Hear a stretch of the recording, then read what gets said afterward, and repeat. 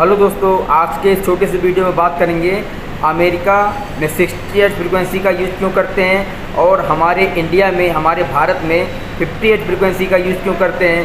50 hertz frequency कहाँ से आया और 60 हर्ट्ज फ्रीक्वेंसी कहाँ से आया।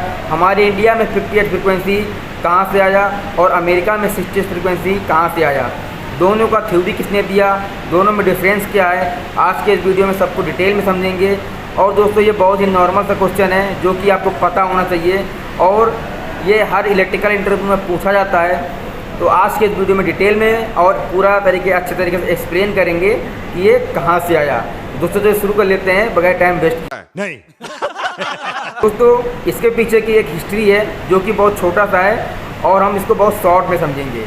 दोस्तों, बात शुरू होती है सन 1800 ईस्वी में। सन 1800 ईस्वी में इलेक्ट्रिसिटी का इन्वेंशन हुआ था जो कि अमेरिका के अंदर हुआ था। और दोस्तों, अमेरिका में एक वैज्ञानिक थे थॉमस एडिसन। उन्होंने दोस्तों 110 वोल्ट डीसी का आविष्कार किया था। ठीक है, थॉमस एडिसन ने अमेरिका के अंदर 110 वोल्ट डीसी का आविष्कार किया और अमेरिका में, पूरे अमेरिका में 110 वोल्ट डीसी का यूज करते थे और उसका ट्रांसमिशन होता था। लेकिन ठीक उसी के कुछ सालों के बाद, यानी कि 1891 में अमेरिका के अंदर एक वैज्ञानिक आए जिनका नाम था निकोलस टेस्ला। उन्होंने दोस्तों एक अल्टरनेटर का आविष्कार किया, इन्वेंशन किया और उन्होंने उस अल्टरनेटर से एसी विद्युत का जनरेशन किया जो कि 3 फेज 240 वोल्ट 60 हर्ट्ज की सप्लाई थी। अब दोस्तों, थॉमस एडिसन में और निकोलस टेस्ला में इलेक्ट्रिसिटी का वार हुआ जो कि थॉमस एडिसन उस वार को हार गए और निकोलस टेस्ला इस वार को जीत गए। तो दोस्तों, अमेरिकी गवर्नमेंट ने और पूरे वेस्टर्न कंट्री ने ये फैसला किया कि हम निकोलस टेस्ला के साथ में जाएंगे और हम एसी सप्लाई का यूज़ करेंगे। अब दोस्तों, एसी और डीसी दोनों में अंतर क्या था, फ़ायदा किस में था।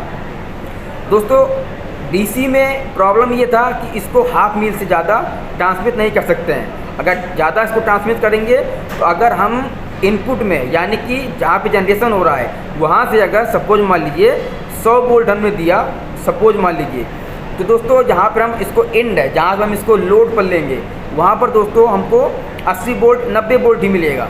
दोस्तों, यहाँ पर लॉसेस ज़्यादा हो रहे थे। और एसी में अगर हम वोल्टेज को बढ़ा देंगे, मान लीजिए 100 वोल्ट है तो हम इसको 110 वोल्ट कर देंगे तो हमको एंड में, यानी कि आउटपुट में हमको 100 वोल्ट मिल जाएगा। और कोई भी अगर बल्ब होगा, अगर उसकी जो नीड है, रिक्वायरमेंट है, अगर 100 वोल्ट की है तो वो बड़े अच्छे से जलेगा। लेकिन अगर उसी बल्ब को 90 वोल्ट मिलेगा, 80 वोल्ट मिलेगा तो वो सही से वर्क नहीं करेगा, उसमें फ्लिकरिंग ज़्यादा होगा। तो दोस्तों, इसी प्रकार अमेरिकी गवर्नमेंट ने निकोलस टेस्ला के साथ गए और उन्होंने सिंगल फेज 60 हर्ट्ज फ्रीक्वेंसी का यूज़ किया। अब दोस्तों, बात ये आता है कि निकोलस टेस्ला ने 60 हर्ट्ज फ्रीक्वेंसी का ही क्यों चूज़ किया, वो 50 हर्ट्ज को क्यों नहीं यूज़ किए। तो दोस्तों, उस टाइम पर एक आर्क लैंप हुआ करता था।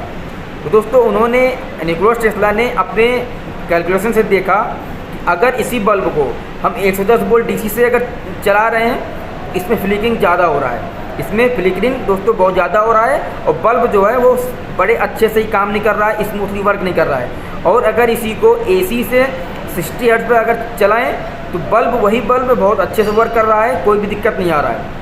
तो दोस्तों, यहाँ से 60 हर्ट्ज फ्रीक्वेंसी का यूज हुआ और पूरे जापान में और जितने भी वेस्टर्न कंट्री हैं, अमेरिका में 60 हर्ट्ज एसी का यूज़ करने लगे।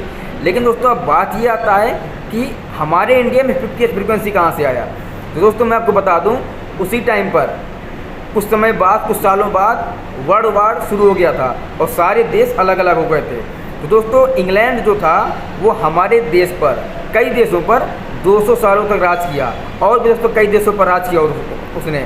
अब जो दोस्तों बात ये है कि इंग्लैंड हमारे देश पर 200 सालों तक राज किया था, तो इंग्लैंड ने सोचा, वहाँ के वैज्ञानिक ने सोचा कि हम अमेरिका के साथ नहीं जाएंगे, हम अमेरिका की टेक्नोलॉजी को यूज़ नहीं करेंगे, हम अपना कुछ इन्वेंशन करेंगे और हम अपना कुछ नया करेंगे। तो दोस्तों, वहाँ के जो वैज्ञानिक ने, उन्होंने देखा कि अगर हम 50 हर्ट्ज पर अगर हम कोई भी सिस्टम को चला रहे हैं तो उसमें लॉसेस कम हो रहे हैं। अगर 50 हर्ट्ज की फ्रीक्वेंसी पर कोई भी सप्लाई को अगर हम ट्रांसमिट कर रहे हैं तो उसमें लॉसेस कम है। और अगर 60 हर्ट्ज पर हम फ्रीक्वेंसी पर अगर किसी भी सिस्टम को ऑपरेट कराएंगे, यहाँ पर लॉसेस ज़्यादा हैं। अब दोस्तों बात कर लेते हैं, कोई ट्रांसफार्मर है, मान लीजिए अगर कोई ट्रांसफार्मर को हम 60 हर्ट्ज पर चलाएंगे तो उसमें दोस्तों लॉसेस ज़्यादा होंगे, ट्रांसफार्मर का जो साइज़ होगा वो छोटा हो जाएगा। लेकिन अगर 50 हर्ट्ज पर चलाएंगे ट्रांसफार्मर का साइज़ बड़ा हो जाएगा लेकिन लॉसेस कम होंगे। दोस्तों यहाँ से 50 हर्ट्ज का आविष्कार हुआ जो कि इंग्लैंड के अंदर हुआ था। तो यहीं से दोस्तों हमारे देश में भी 50 हर्ट्ज का यूज़ करने लगे और इंग्लैंड में दोस्तों आज भी 50 हर्ट्ज का ही यूज़ किया जाता है। तो दोस्तों यहीं से इंडिया में 50 हर्ट्ज का यूज़ करते हैं और अमेरिका, जापान जैसे वेस्टर्न कंट्री में 60 हर्ट्ज सप्लाई का यूज़ करते हैं। दोस्तों आपको छोटी जानकारी कैसे लगी है? अगर अच्छी लगी हो तो चैनल को सब्सक्राइब करने के बाद बेल आइकन बटन जरूर दबा दीजिएगा।